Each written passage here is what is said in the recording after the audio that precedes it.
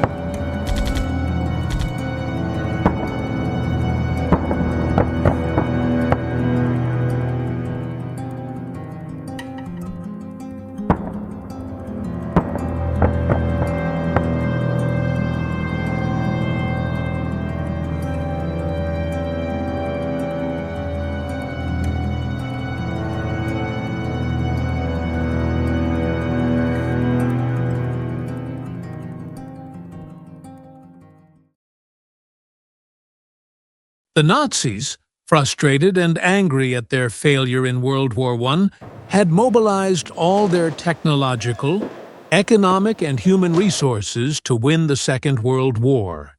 And in this way, bringing England to its knees was perhaps one of the most important goals. But this island was protected by a very strong navy. The adventure had begun in World War I. The Germans had been testing plans to build submarines since the 19th century, and finally, at the beginning of the 20th century, they were able to build their first combat submarine. Over the years, successive generations of combat submarines were built in the German Navy, identified by the letter U. Its first class was built in 1906 and was called U-1. Subsequent classes were gradually built and evolved until World War I, including the U-9 and SM U-21, which were used in the First War to sink transport ships bound for England. These submarines and their successors became known collectively as U-boats. During both World Wars, Britain relied on goods and weapons shipped from Canada, the United States, and its colonies, and cutting off the flow of transatlantic shipping meant bringing the country to its knees in the war, which Germany actually did in both wars. In the First War, 178 of the 360 U-boats built were sunk, but together they had sunk a total of 11 million tons of cargo. As part of the Treaty of Versailles that officially ended the First World War, all U-boats were to be surrendered promptly, and most were destroyed after the signing of the treaty. With the outbreak of the Second World War, the repetition of the U-boat experience was one of the main strategies of the Germans, and new generations of U-boats entered the campaign. Naval warfare was very effective at the beginning of the war, and caused many difficulties for Britain, to the point that Churchill later said, "The only thing that really frightened me during the war was the danger of U-boats." Of course, the development of radar and sonar technology and the entry of the United States into the war, and some other measures, such as military escort of sea transport convoys and the expansion of surveillance flights, reduced the threat of U-boats. But the Germans did not sit idle either.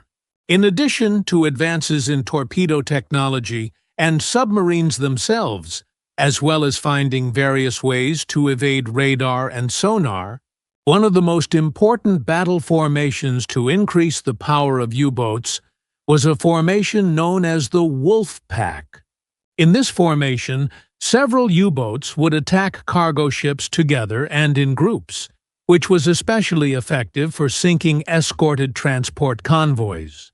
The submarines attacking in this formation relied on radio communication between themselves and countering.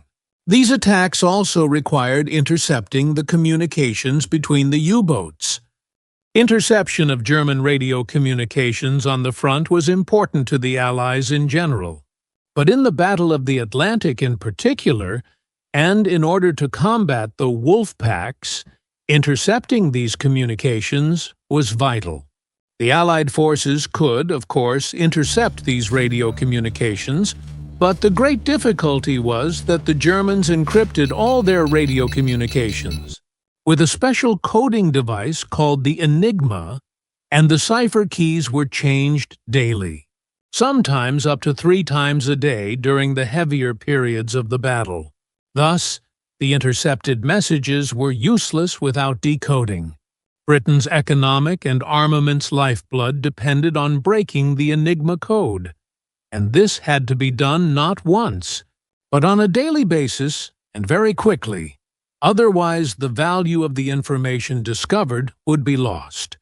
The Germans also encrypted their radio communications in World War I, but ENIGMA was much more advanced than the system used in the First War. The ENIGMA system was developed by a German electrical engineer named Arthur Scherbius in the final years of the First World War, and patented in 1918. Scherbius initially had little success in selling ENIGMA to the government for widespread military use, because the government considered the encryption system used in the First World War to be strong enough, and did not have the necessary motivation to buy his expensive system. The story that led to the German government buying ENIGMA for military use has a historical irony. At the same time that Scherbius was trying to sell his encryption system to the German government, a few years after the end of the First World War, books were written and published in England that dealt with the First World War. One of these books, entitled The World Crisis, was written by Winston Churchill, in which he explained that one of the important reasons for the success against the German forces was the ability to break their communication codes. The publication of this news stunned the German government and forced it to buy the ENIGMA system and use it in military communications in order to stop the eavesdropping. This was the beginning of the story of ENIGMA in the military, and for a while it prevented England, France, and their allies from decoding German radio communications. And throughout the war, Churchill had to deal with the encryption system that had itself given the Germans the motivation to use it. The first example of the ENIGMA generally has a keyboard for typing text letters, a letter display with a lamp under each letter, and 3 main gears like mechanical odometers in cars. And each letter on the keyboard lights up a letter on the letterboard that depends on the state of the machine, when the input letter is typed, but is always different from it. As mentioned, a feature of the ENIGMA is that no letter is ever encrypted into itself. For example, T is never encrypted into T, but is always converted into another letter. What is important to start with is the arrangement of the first gears, and this arrangement will change during the typing process. On the other side of the line, we need a device whose arrangement order of gears, as well as the letter on the indicator for each gear, is the same as the transmitter's encryption device. The combination of these two, the arrangement of gears, and the letter on the indicator for each, forms the cipher key. The user on the other end of the line receives the encrypted message string and types it into a machine set to the same key. And by writing down the letters that appear on the letter display screen, when each letter of the encrypted string is pressed, he obtains the original message. This is an external understanding of how the first ENIGMA worked. The ENIGMA had 2 important features. First, it did not encode any letters into itself, and second, it encoded the same letters into different letters. The cipher key now consisted of the arrangement of the gears and the letter on the machine indicator for each, plus 6 pairs of letters that had to be connected by a cable on the link plate. Enigma cipher keys for each of the German army forces were usually printed and distributed monthly. By having an Enigma machine and setting it to the key of the day, any unit could communicate with the others. And it is clear that keeping the keys secret was of paramount importance. But how many possible keys are there? Out of 26 letters, in how many ways can 6 pairs be combined? The answer is 139,179,115. Multiplying this number by the number of keys in the 3-disc Enigma cipher, you get a number greater than 10,000 million, 10 to the 16th power. How long would it take to decrypt a text encrypted with such a device?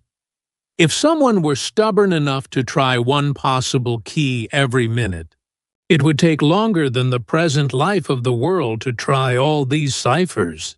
This German engineer seemed perfect, and indeed, within a few weeks, when Enigma was used in German military communications, all the countries that had previously been eavesdroppers were stunned and unable to decipher the messages. This stupor lasted for several years, but it finally ended. The military official responsible for purchasing and using Enigma was Rudolf Tilschmidt.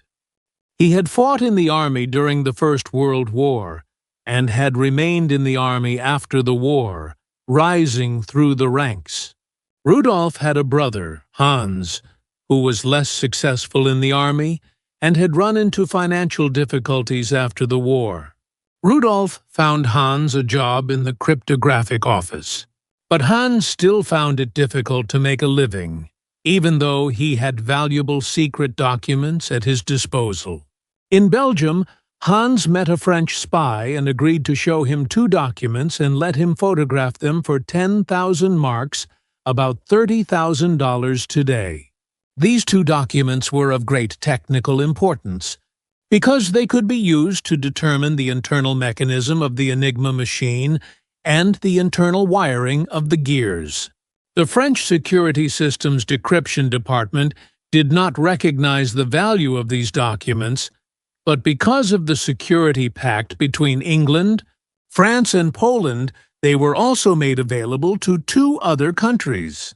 The British did not realize the value of these documents at this time, but Poland pursued its use with great seriousness.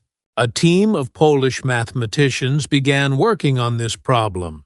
In the first step, they were able to use the documents to create a prototype of Enigma with the same internal circuit map as the Germans. But even with Enigma, it was difficult to decipher the messages, and for this reason, the British and French did not bother to rebuild Enigma because they considered it practically impossible to decipher Enigma. But Poland felt more threatened than France and England, because it had not been long since its independence from Germany. And its eastern neighbor had also recently become a communist government and was eager to expand it. Although Poland was eventually attacked by both sides, it was this fear of its dangerous situation that made it pursue the decoding of Enigma. In a project initiated by Poland for this purpose, it was perhaps the first time in history that mathematicians were employed for military decoding. From this group, a young mathematician named Marjan Rejewski was able to find a way to decode Enigma in several stages. With the help of his colleagues, Rejewski created a huge archive of keys that could be compared with the random keys, sent in each message, and obtained the master key. To do this, he built a large decoding machine called Bombe Polish for Bombe, which inspired a later model in England. Poland could now decode German messages, 10 years ahead of any other country in this field. But as we know, this achievement was of little use to Poland itself. Shortly before the war, the Germans increased the number of Enigma gears to 5. The entire Rifsky archive was rendered useless, and new gears were also needed.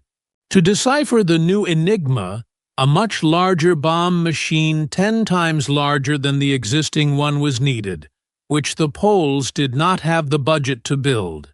But they were finally able to find at least the internal wiring of the new gears. The head of the Polish cipher department, Major Langer, played a strange role in this. He received the cipher keys almost every month through the same first contact, Hans Tilschmidt. But he did not inform Rifsky and the others of this. He predicted that if war broke out, it would be impossible to get the cipher keys from Tilschmidt. So Rifsky and the others would have to become skilled at breaking the code. On June 30th, 1939, Langer telegraphed his British and French counterparts, inviting them to Poland. In Poland, they were met with a remarkable achievement that was truly beyond their imagination.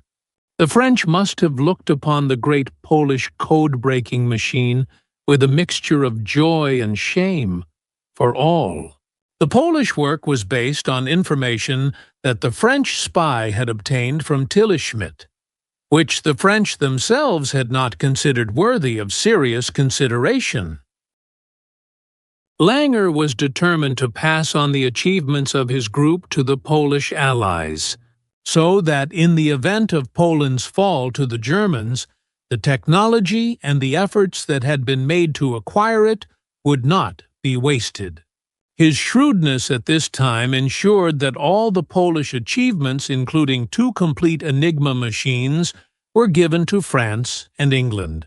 Otherwise, the British might never have been sufficiently motivated to break the ENIGMA code. Many Englishmen will tell you the story of the ENIGMA code breaking from here on out. No wonder, since history is always written by the victors, even when they are allies with the vanquished.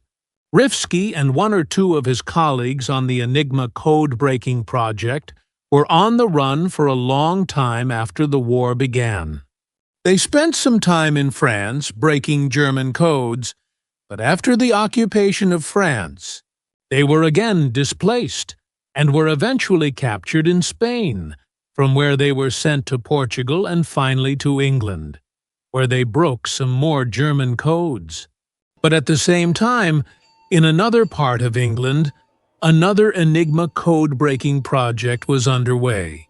At Bletchley Park, hundreds of mathematicians, linguists, chess players, statisticians, and other people from every profession and background that could be used for decoding were brought together to work on breaking the German codes. But breaking the German naval ENIGMA code was of particular importance.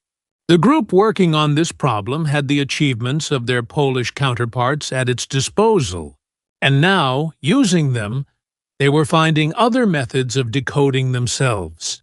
Some of these methods also depended on the circumstances of the war.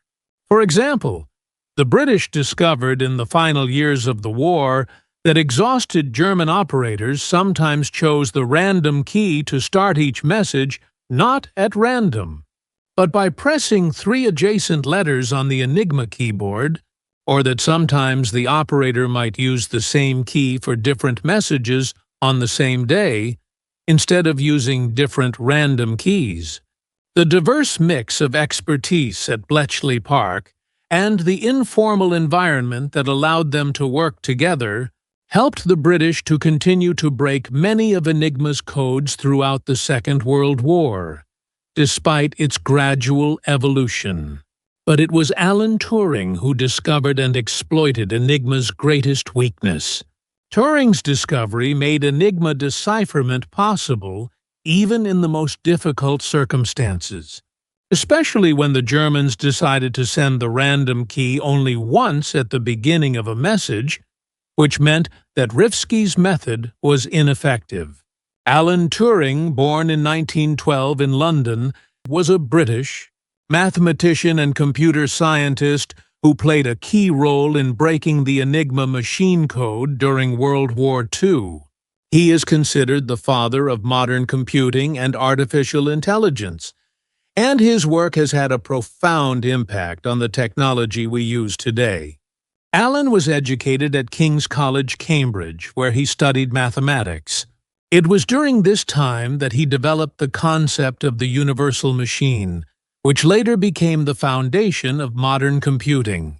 Turing's work on the universal Turing machine paved the way for the development of the first computer.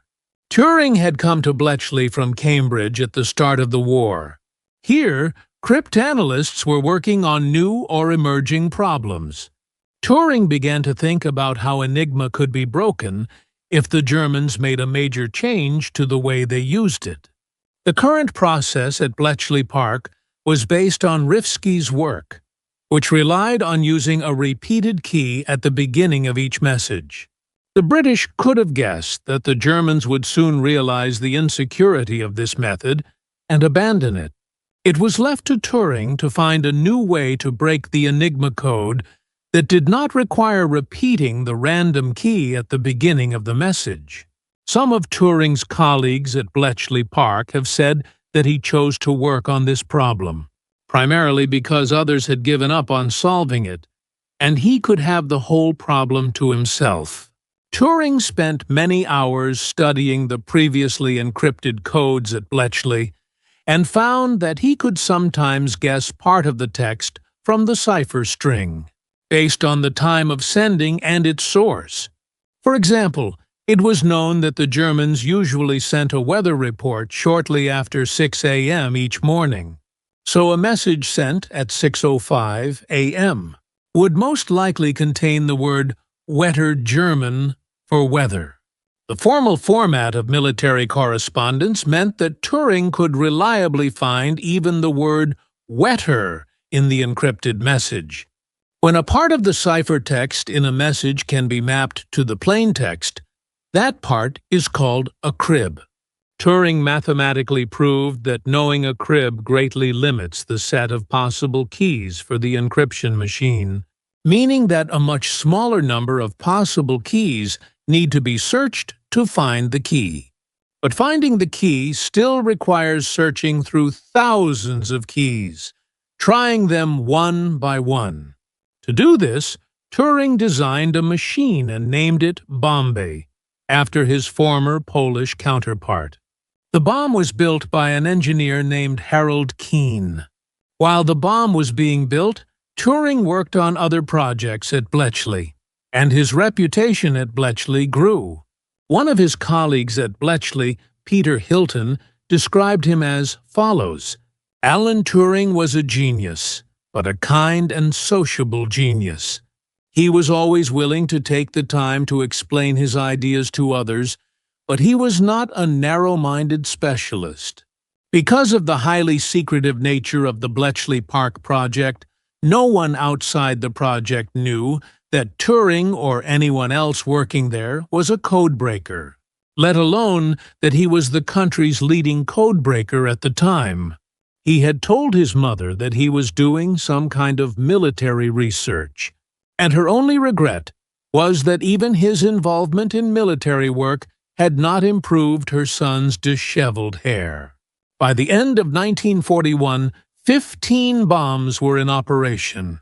Under good conditions, a bomb machine could find the ENIGMA key in an hour, which was enough to decipher the rest of the day's messages. But in practice, various difficulties arose. A common problem was that the search for the key was based on knowledge of the crib, which itself was only guesswork. There was no guarantee that a given crib was always correct, and if it was never guaranteed to be in the correct section of the original message string. For example, it could be shifted by one or more letters. Of course, an effective way to test the crib's place in the message string was to compare it word for word with the cipher string. As we have seen, one feature of ENIGMA is that it never encrypts a letter to itself. The secret information that came from the ENIGMA decoding project was part of a larger project called Ultra, which also included the decoding of coded messages from the Italian and Japanese armies. This information contributed greatly to the Allied victory in World War II and the discovery of positions, Times of operations and other information often gave the Allies the upper hand in battle or prepared for attacks. Churchill, who knew well how important it was to keep the Allies' decoding capabilities secret, his book had once led the Germans to take up ENIGMA, and that was apparently enough of a lesson for him, ordered that the information obtained be used in a way that would not arouse suspicion among the Germans and their allies. For example, the decoding of the German Navy's ENIGMA messages repeatedly revealed the positions of some U-boats, but it was unwise to attack them all. So in such cases, British forces usually allowed some U-boats to escape their attack. Sometimes a reconnaissance plane would be sent to the area where one or more U-boats were located, and then combat forces would be sent to hunt them down, to give the Germans the impression that they had been accidentally spotted by the air. Sometimes, of course, the British would get away with it. In one case, ENIGMA codes revealed the locations of 9 German transport and fuel ships. However, as a precaution, the forces were only given the coordinates of 7 of the ships, which they successfully sank. But the British frigates accidentally ran into 2 more ships, sinking them too. This incident aroused German suspicion, and an investigation was ordered. The final report suggested that bad luck or the infiltration of a British spy were the possible causes. The possibility of breaking the ENIGMA code was apparently beyond the Germans' imagination, and historical evidence does not suggest that they discovered that the ENIGMA code had been broken during the war.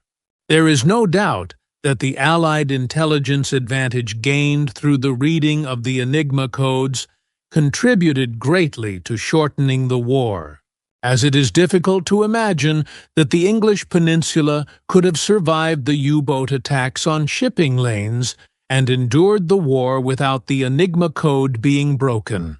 If you could decode and read your enemy's correspondence, you probably wouldn't want them to know about it. The Bletchley Park project effectively ended with the end of the war. Churchill ordered the bomb machines to be dismantled so that no part of them was larger than a human arm. He also ordered that all of Bletchley Park's achievements be kept secret forever. The ability to decipher ENIGMA was not retired, of course. In fact, the British themselves gave several ENIGMA machines acquired from the Germans to their colonies, so that their governments could use them for their own correspondence under the assumption that ENIGMA was secure. The British made no effort to change this assumption and continued to listen to their correspondence for years. In the early 1970s, Captain F.W. Winterbotham, who had been responsible for distributing the information obtained from Project Ultra during the war, asked the British government for permission to recount the history of the project, since by then no country was using ENIGMA, and there was no longer any need to keep the information secret. This permission was reluctantly granted, and in 1974 he published a book on the subject, The Ultra Secret. Until now, Alan Turing had been known only as a brilliant mathematician who was instrumental in the emergence of computer science and the creation of the first digital calculating machines. It was only then that he became known as Britain's greatest codebreaker in World War II and a national hero. Of course, as we know, he was no longer alive to be recognized, and perhaps if he had been, he would not have cared much for the public outcry. 2 decades earlier, a poisoned apple had ended his short and productive life.